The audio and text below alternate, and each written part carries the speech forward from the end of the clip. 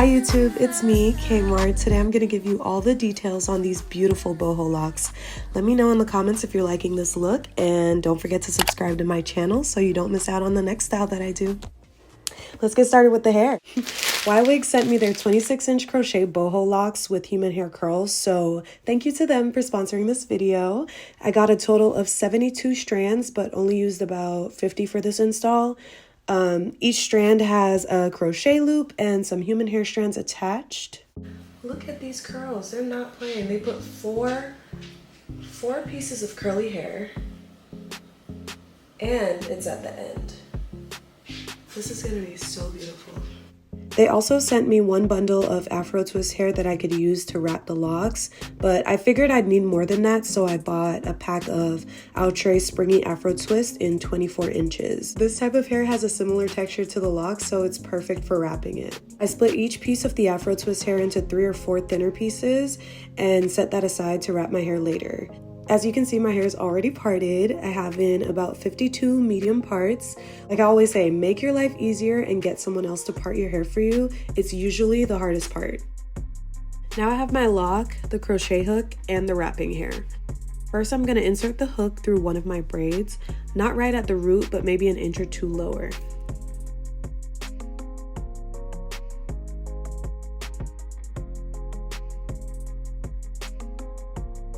Add the lock to the hook, close it, and pull it through the braid. Now grab your natural hair with the hook, close the latch, and pull it through.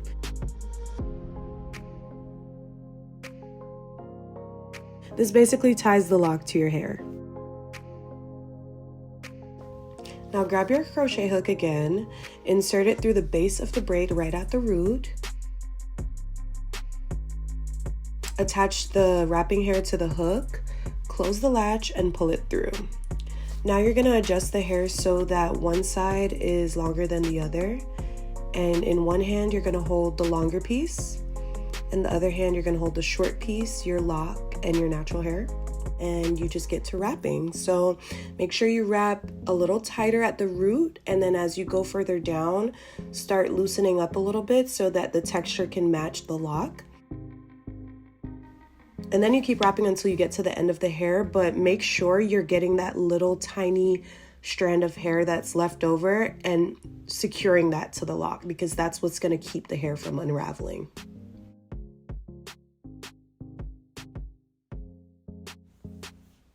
And now you have your first lock. Get ready to do about 50 more of those. I usually put on some Netflix, maybe a podcast, and have a glass of wine next to me.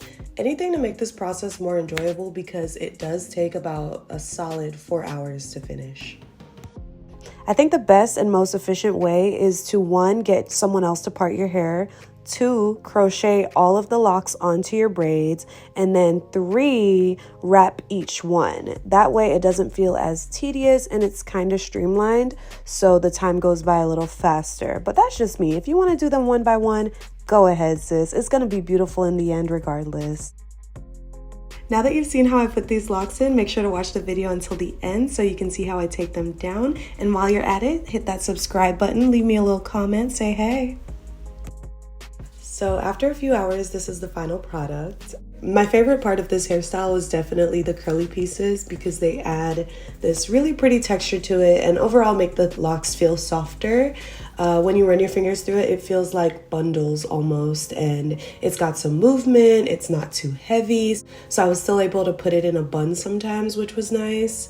Maintenance wise, I know some people think because it's human hair it won't tangle, but it will. The difference is that it can be detangled and refreshed. So I would go in and pull out some strands and just run a detangling comb through it, maybe wet it sometimes. But as they got older, I kind of just let them be free, and guess what? They were still bomb even when they got a little tangled. Overall, this is some good hair, and I can't wait to do this style again because I absolutely love this look on me. When it comes to taking down your faux locks, the most important thing is to be careful not to cut your own hair. So my priority is finding the hair that I wrap the lock with and unraveling it from the lock. Usually twisting the lock and feeling around to see if I could feel the difference between the lock and the wrapping hair will get the job done. Once I can clearly see that this piece of hair is not mine and it's the wrapping hair, I cut it. But you can also just keep unraveling until you get to the end if you're not comfortable with scissors. Now unwrap the lock until you get that piece of hair out, and then you should be seeing your natural hair.